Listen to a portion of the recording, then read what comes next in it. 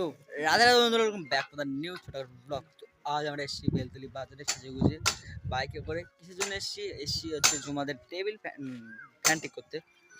তো এখন সেই দোকানে দাঁড়িয়ে আছে জুমা মণ্ডল আর আমি।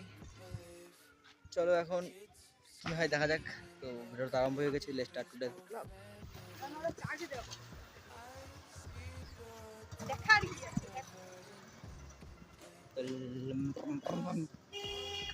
হ্যাঁ, কি বলছিলাম ভরা বাজারে মাঝখানে।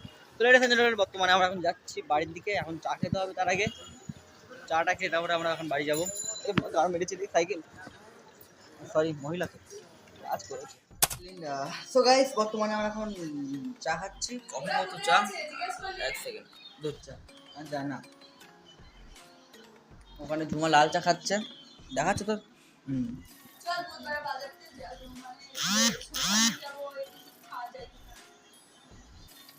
দেখা যাক, সেটা আমরা বর্তমানে বলছি। তো গাইস, চা খাওয়ার পর দেখা যাক কি হচ্ছে। তো গাইস, এখন আমরা খেয়ে বেরিয়ে পড়েছি আর